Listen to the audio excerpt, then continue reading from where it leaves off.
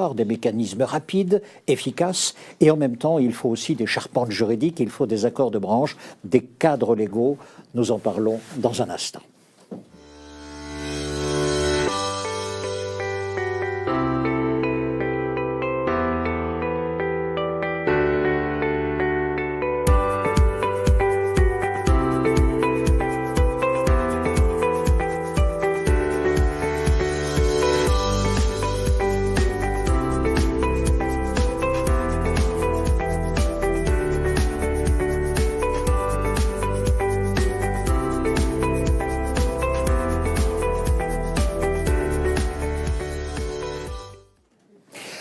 La question la plus large à laquelle sont confrontés tous les établissements de santé est assez simple.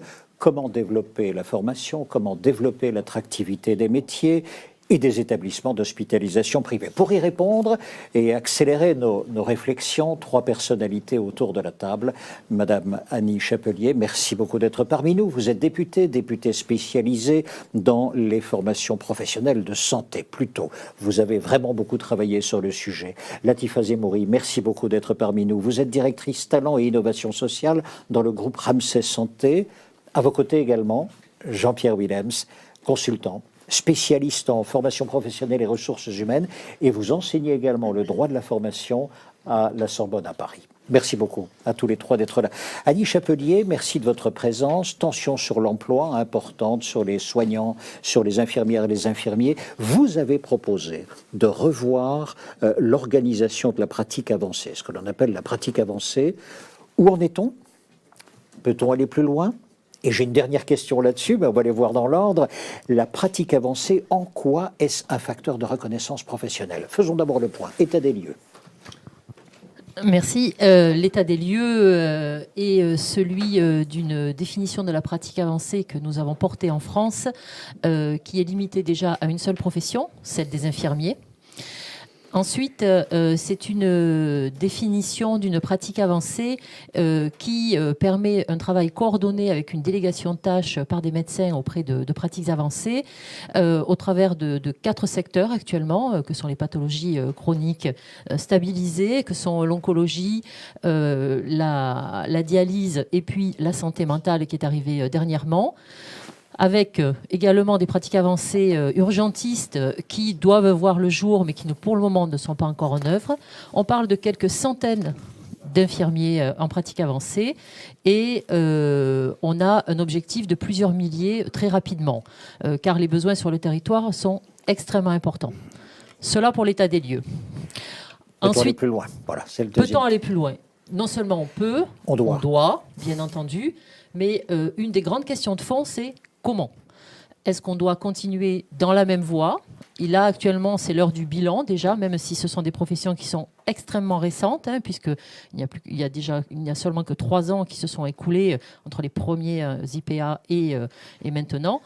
Et nous devons faire le point, savoir si ça répond à une demande de territoire, si ça répond bel et bien aux besoins de territoire, à l'offre de soins dont nous avons besoin. Je peux vous donner mon point de vue. Allons-y. Mon point de vue est extrêmement simple. C'est que ce type de profession, la pratique avancée, peut être une véritable réponse aux problèmes de désertification médicale sur nos territoires en amenant une réponse de qualité. Car nous avons des professionnels qui ont des formations qui sont niveau Master 2, qui ont des compétences extrêmement élargies et qui ont un pouvoir décisionnel, je dirais, voilà, dans l'orientation des patients et surtout dans le suivi des patients, qui est majeur et qui permet de prendre en charge tout en respectant la sécurité, la qualité et l'expertise auprès des patients. Donc il faut vraiment aller dans cette voie, mais il y a, de mon point de vue, et c'est ce que j'ai porté dans le rapport que j'avais remis il y a quelques mois au niveau des affaires sociales, des besoins de réadaptation, de réajustement de ce qu'est la pratique avancée. En premier lieu, si vous me laissez continuer à développer, en premier lieu, sur les infirmiers chez qui sont portées les pratiques avancées uniquement, nous avons besoin d'élargir le l'approche de la pratique avancée. Le spectre, oui. Le spectre. D'abord par quelque chose qui est relativement simple quelque part, mais que pour le moment on se refuse à faire, qui est celui d'amener les pratiques spécialisées, que sont les anesthésistes, les infirmiers de bloc opératoire et les puéricultrices, vers de la pratique avancée. Ce qu'on appelle un peu partout, quand on fait un benchmarking de la pratique avancée de par le monde, des cliniciens spécialisés. Et par ailleurs, pour ceux qui sont en soins primaires, de leur amener davantage d'autonomie. C'est-à-dire amener la primo-consultation, le primo-diagnostic et la primo-prescription. Ce qui n'est pas le cas actuellement pour les différents types d'IPA qui existent en France. Donc il y a une évolution, à mes yeux, qui est totalement nécessaire pour en faire de véritables infirmières praticiennes. Vous allez l'apprendre, cet élargissement, vous allez Moi, je vais amener une proposition de loi qui va proposer effectivement cela, mais ce n'est absolument pas pour le moment dans l'air du temps. Bien sûr. Mais on sent que, en tout cas, il y a une réflexion là-dessus. Et le deuxième point, c'est évidemment d'élargir la pratique avancée aux autres professions du livre 7, c'est-à-dire il y en a une douzaine. Et toutes n'ont pas besoin forcément de pratique avancée. Les orthophonistes, par exemple, ont un cursus déjà Master 2. Donc, on n'a pas besoin forcément pour les orthophonistes ou pour les kinés qui vont maintenant accéder au Master 2, enfin, d'amener de la pratique avancée. Mais pour des professions comme les manipulateurs radio, par exemple, comme par exemple dans la santé visuelle, les professions de la santé visuelle, que ce soit opticien lunetier ou que ce soit orthoptiste, l'idée d'élaborer une pratique avancée pourrait permettre justement de couvrir ce besoin de population en amenant une fois de plus des professionnels formés sur des sujets très spécifiques, très précis, mais avec un niveau de qualification et d'expertise qui leur permet justement de répondre en premier recours aux besoins de population. 2 temps. Premier temps, dites-vous, il faut faire un bilan, région par région. De quoi ont-ils besoin? Ça, c'est l'état des lieux. Nous sommes d'accord. Et la deuxième chose, dites-vous, mon avis personnel. Je dis bien mon avis personnel. Dites-vous, ouais, il va falloir élargir dans 2 points. D'abord du côté des infirmières, infirmiers, et ensuite d'autres professions. Il faut élargir cette pratique avancée. Dans l'intervalle, en attendant que vous preniez les dossiers, madame. Dans l'intervalle, ce sont les RH qui sont à la manœuvre, évidemment. Et c'est sur le terrain que vous prenez le relais, Latifa Zemouri. Merci beaucoup d'être avec nous. Vous représentez Ramsay Santé, le groupe, pardon, Ramsay Santé, très important acteur du secteur. Et vous parvenez à attirer et à fidéliser les professionnels, alors que le marché est tendu, le marché du travail est tendu. Quelle est votre politique de recrutement? Qu'avez-vous mis en place pour que ça fonctionne, que ça tourne? Alors, tout d'abord, je crois qu'il faut quand même préciser qu'effectivement, nous arrivons à attirer et fidéliser, mais dans un contexte, comme nos collègues, extrêmement tendu et difficile aujourd'hui. Je crois qu'il n'y a pas de magie et pas de grand soir sur le sujet. Nous sommes tous confrontés aujourd'hui à des problématiques démographiques de soignants qui mettent véritablement à l'épreuve les établissements de santé et qui mettent aussi à l'épreuve les équipes qui sont dans les établissements et qui du coup se retrouvent effectivement en sous-effectif avec des conditions de travail qui forcément sont un peu plus compliquées.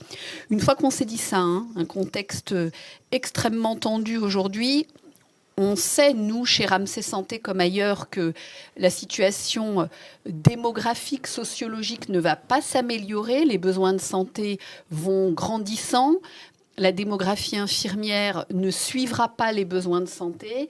Et effectivement, il y a une vraie réflexion pour nous de savoir comment se différencier, que devons-nous faire pour que nos métiers deviennent ou redeviennent attractifs pour ceux qui sont à l'extérieur aujourd'hui des métiers de la santé. Et l'illustration qu'on a eue juste avant est vraiment un bel exemple d'initiative pour effectivement faire connaître ces métiers-là. Donc nous avons le sujet de l'attractivité, effectivement. Comment attirer des équipes Concrètement, pas de secret, pas de magie. Une approche multifactorielle, parce que ce qui fait que vous attirez des collaborateurs aujourd'hui, et au-delà de les attirer, de les fidéliser, de leur donner envie de rester dans vos établissements, c'est plusieurs éléments. C'est d'abord les conditions de travail et l'environnement de travail.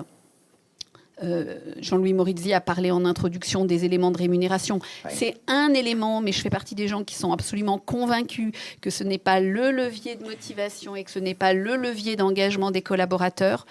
Moi, je suis absolument convaincue que travailler sur l'environnement de travail, et quand je parle d'environnement de travail, c'est l'organisation du travail pour les collaborateurs, c'est le management.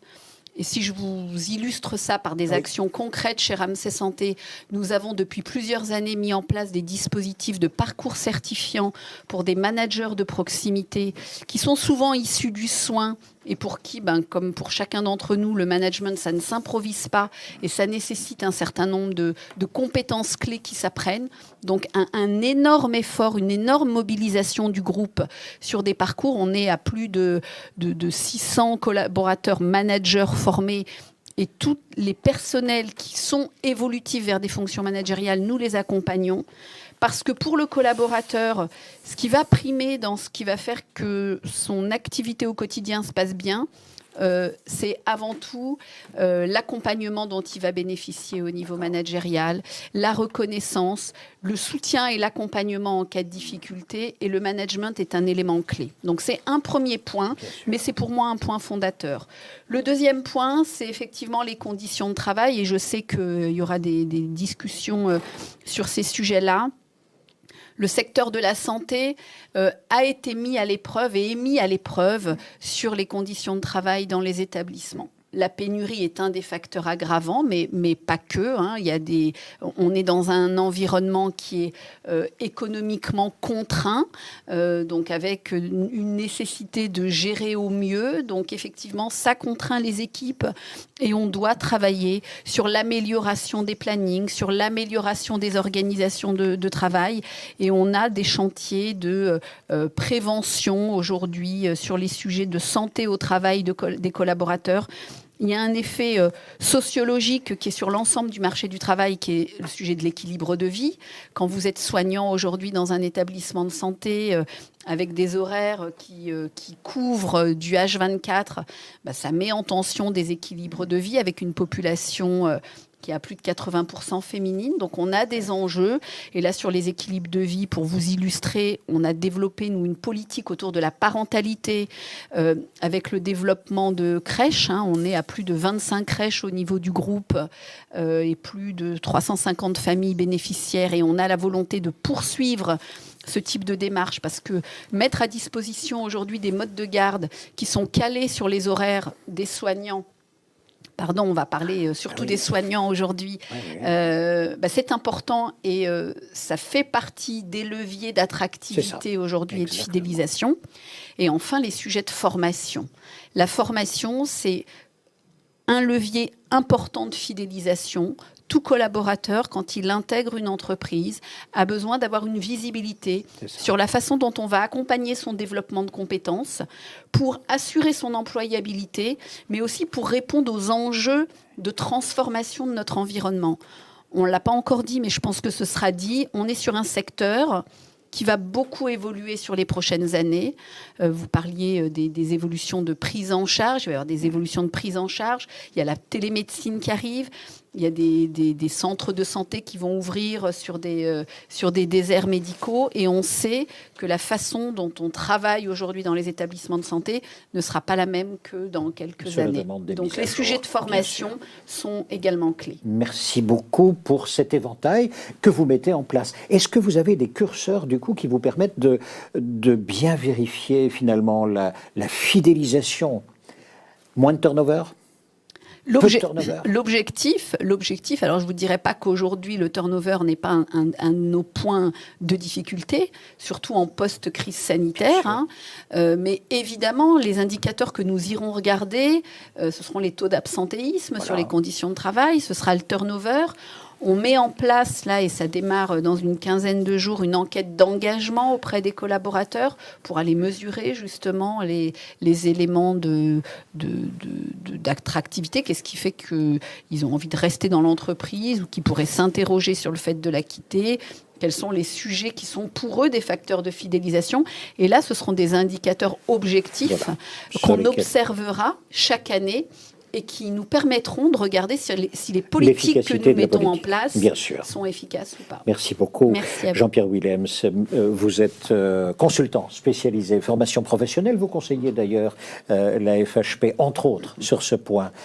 Quelle est votre vision de la formation, de l'importance de la formation dans le secteur?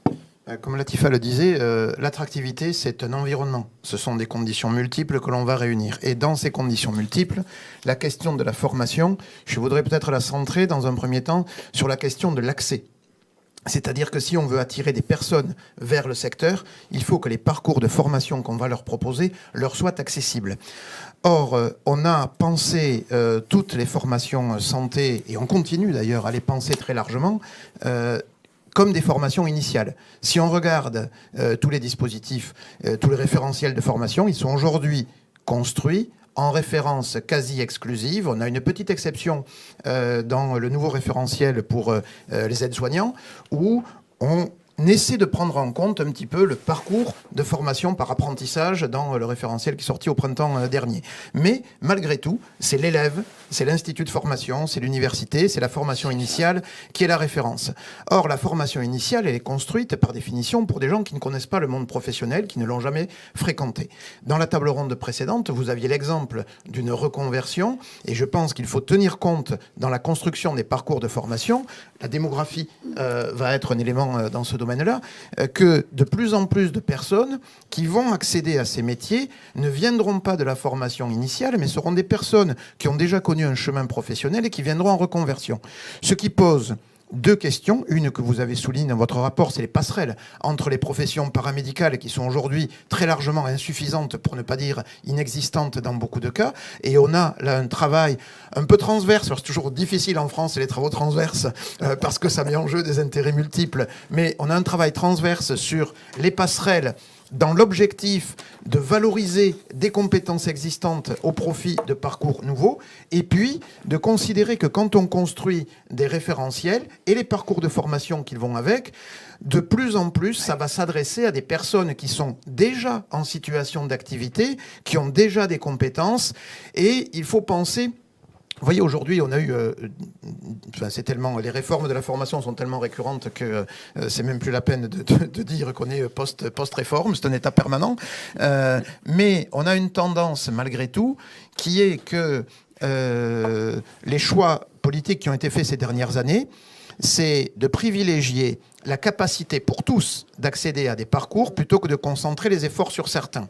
Si je le traduis financièrement, ça veut dire davantage de possibilités pour tous, mais un peu moins de moyens financiers concentrés. Ce qui, pour tous les parcours longs de formation, pose un problème parce qu'ils ne sont plus finançables dans nos dispositifs actuels. Et quand on a des parcours de 3 ans que l'on doit faire intégralement, eh bien, c'est pas possible. Et on voit là le ministre qui est en train de mettre en place des dispositifs dérogatoires pour que malgré tout, compte tenu de la situation infirmière, ça puisse être possible, etc. Mais on ne peut pas fonctionner sur du moyen long terme avec du dérogatoire en permanence. Il faut mettre en place des systèmes un petit peu plus performants et efficaces.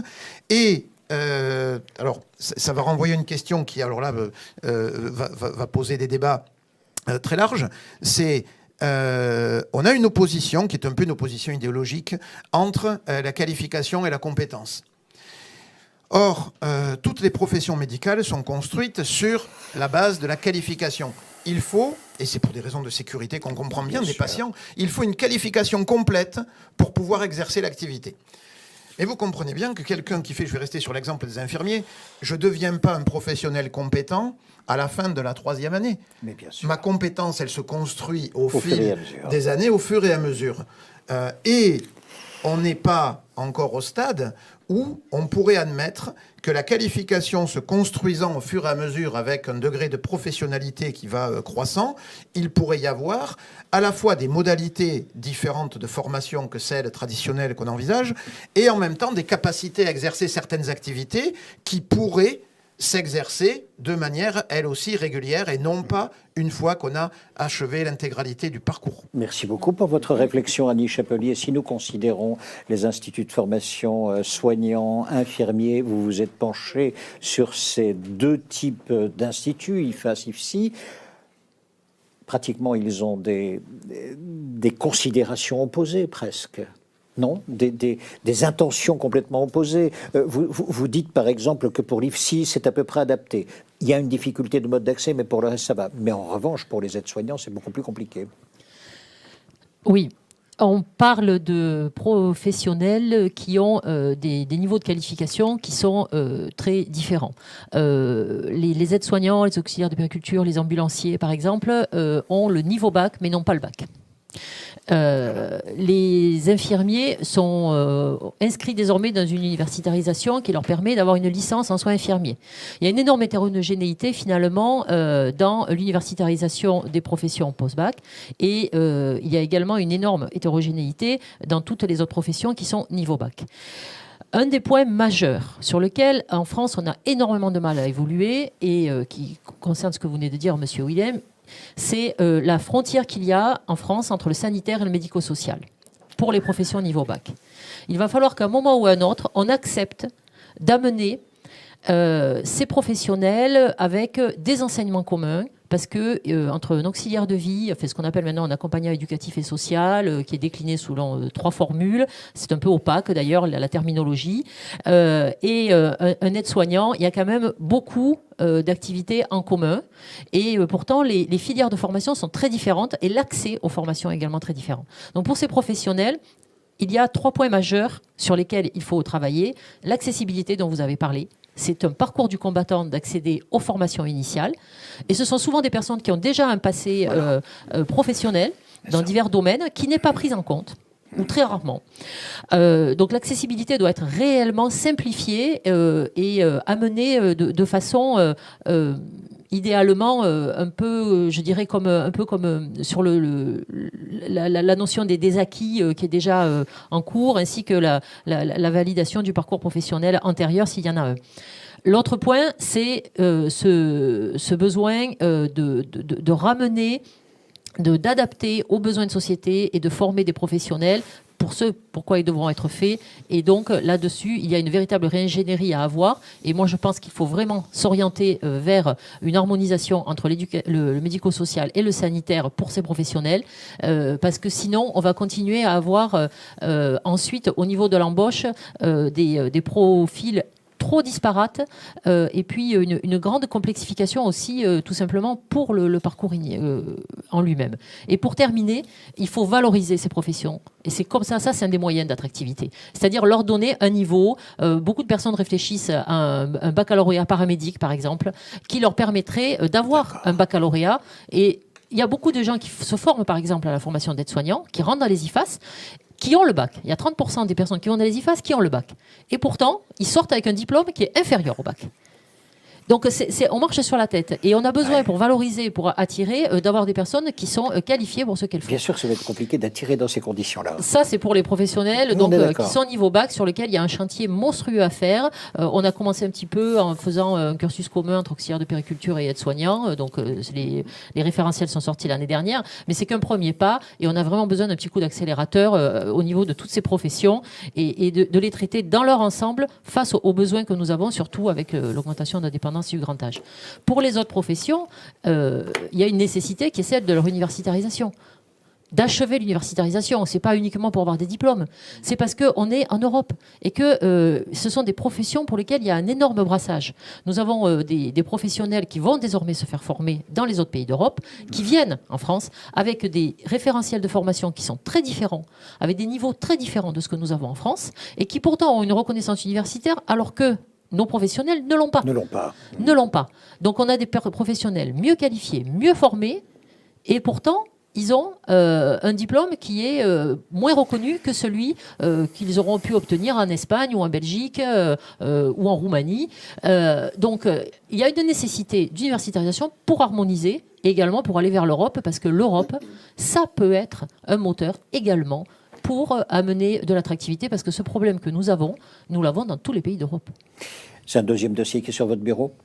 C'est un des multiples dossiers, mais finalement, ils sont tous liés les uns aux autres. Les uns aux autres. Et nous avons besoin d'avancer de concert sur tous les dossiers et de ne pas privilégier un en particulier, parce que si nous n'avançons pas tous en même temps, eh bien, la machine va se bloquer. Merci beaucoup pour votre deuxième témoignage. Latifa Zimouri, une question qui est posée par l'un de vos auditeurs.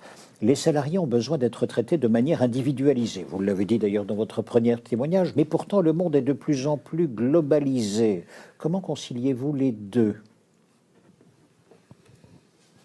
je reviendrai sur le sujet du management, probablement, parce que la notion de singularité, j'allais dire, du collaborateur, hein, que chaque personne soit considérée effectivement comme un être singulier avec ses besoins, avec ses forces, avec ses difficultés. Je pense que c'est la notion relationnelle qui vient nourrir finalement ce respect de la singularité. C'est le management, mais c'est aussi l'environnement de travail. C'est qu'est-ce qu'on est capable de mettre en place en termes de dynamique d'équipe. On ne va pas aller jusqu'à dire de la convivialité, mais l'ambiance de travail dans tout type d'environnement, et probablement encore plus dans un environnement hospitalier, est crucial. Donc moi, sur ces sujets-là, les leviers pour travailler sur le fait qu'un collaborateur puisse se sentir considéré comme une personne et pas comme un numéro, pas comme un pion, c'est effectivement comment j'accompagne tout l'environnement pour mettre de l'humain, pour mettre de la relation, pour mettre de la reconnaissance, pour mettre de l'accompagnement et du soutien dans le quotidien du travail. Un mot sur votre vision sur la transformation des métiers, des référentiels de formation ? Ah oui. Bon. Un mot, ça va être difficile, mot, mais oui. Enfin, il y a beaucoup de choses déjà. Il y a beaucoup de choses évidemment qui ont été dites, mais notre réalité du terrain, elle est complètement là. Quand on veut aujourd'hui accompagner des aides-soignants vers le métier infirmier, des aides-soignants qui travaillent chez nous depuis de nombreuses années, qui sont au quotidien des métiers infirmiers et qui ont la motivation pour se former. Et enfin, je trouve que c'est quelque chose quand même à valoriser parce que le métier infirmier, ça a été dit, c'est 3 ans, c'est coûteux, c'est un investissement. Moi, je suis toujours très admirative quand on a des collaborateurs qui viennent nous dire je lève le doigt et j'ai envie de me former parce que je suis avec ma collègue et ça m'inspire et moi aussi j'ai envie de faire ce métier. Pour l'employeur, j'y vois de nombreux avantages. L'avantage de répondre à un enjeu d'emploi, hein, parce qu'il y a une vraie tension sur le métier infirmier. Un enjeu de responsabilité sociale, d'accompagner la qualification, de développer l'employabilité des collaborateurs.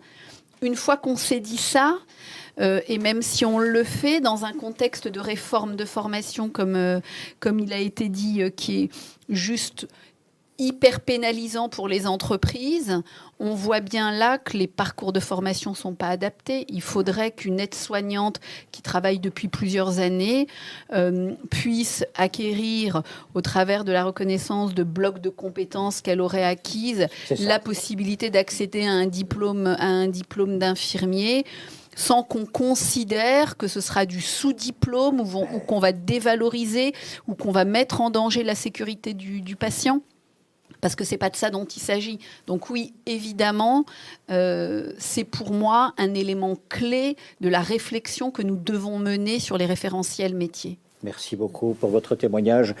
Petit message à l'intention de la régie. Nous allons faire exploser les compteurs sur cette table ronde parce que vos questions sont là et vous êtes très intéressés par ce débat. Donc, poursuivons avec une question. Vous faites pratiquement l'émission à ma place. Moi, j'avais posé la question, mais vous l'avez. Donc, c'est pour vous, Monsieur Willems. Que pensez-vous du Parcoursup? Est-ce que c'est un bon canal de recrutement pour les infirmiers? On est dans le concret, là. Pour les futurs infirmiers, pardon. Ouais, il me semble que c'est la formation la plus demandée dans Parcoursup, de la formation infirmière. Oui, alors Parcoursup est un outil, mais là encore, vous voyez, c'est un outil à destination des étudiants. Oui. Voilà. Je crois qu'il faut. C'est un outil qui s'est amélioré, un Parcoursup par ailleurs. C'est-à-dire qu'on trouve aujourd'hui une offre qui n'est plus limitée au départ. Parcoursup, c'était l'offre de l'éducation nationale. Aujourd'hui, c'est plus ouvert. Les parcours par apprentissage apparaissent dans Parcoursup. On arrive à couvrir assez largement l'offre, l'accès. Donc, c'est un bon outil en lui-même. Enfin, je veux dire, il n'y a pas de débat là-dessus. Par contre, moi, je reviens à la question de comment on touche et on vise, puisque Parcoursup est fait pour les étudiants, les personnes en reconversion et les personnes dont parlait Latifa Zemouri à l'instant, qui sont déjà sur le marché du travail et qui vont constituer j'aime pas parler dans ces termes-là, mais un réservoir ou un potentiel extrêmement important pour l'accès à ces professions. Je veux dire, on ne peut pas tout miser sur l'initial et sur les flux de formation initiale. Or, il faut une révolution. Dans votre rapport, vous disiez il faudrait que les référentiels évoluent au minimum tous les 2 à 5 ans. Là, exactement, c'est un work in progress qu'il faudrait avoir permanent, parce que la crise, on est à peu près tous d'accord là-dessus, la crise Covid a été un accélérateur des évolutions. On n'a pas créé les évolutions que l'on a connues, mais a été un accélérateur sur les métiers, sur les manières de travailler, sur certaines difficultés, y compris sur les tensions sur le marché du travail qui existaient et qui sont amplifiées par la crise. On a besoin d'être sur des rythmes, sur de la réactivité, sur de l'agilité extrêmement importante.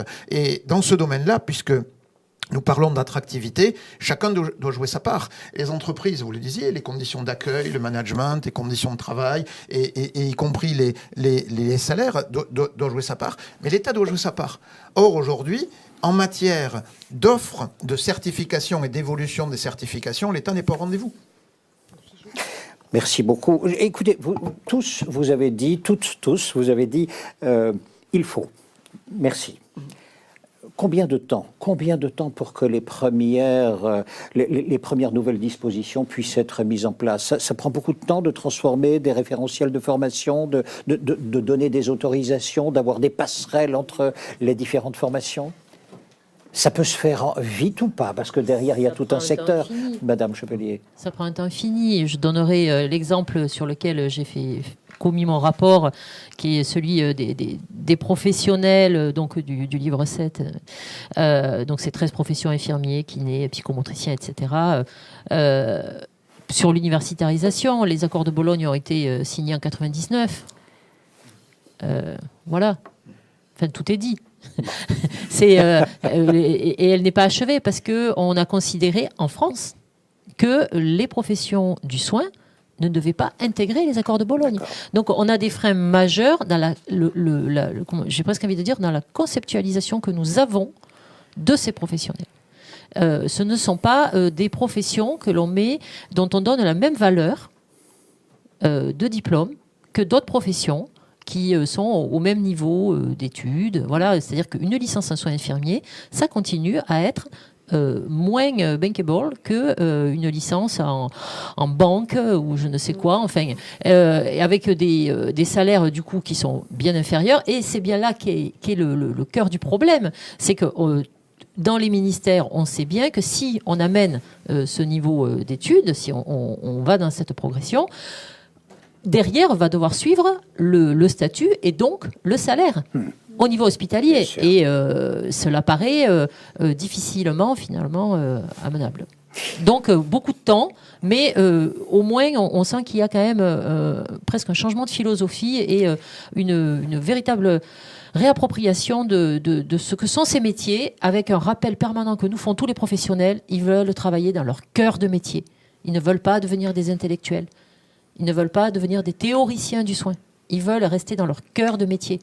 Et ça, il faut que nous concilions en France le besoin de faire la formation professionnalisante et le diplôme universitaire. Les deux ne sont pas incompatibles. Il faut qu'on finisse par le comprendre en France.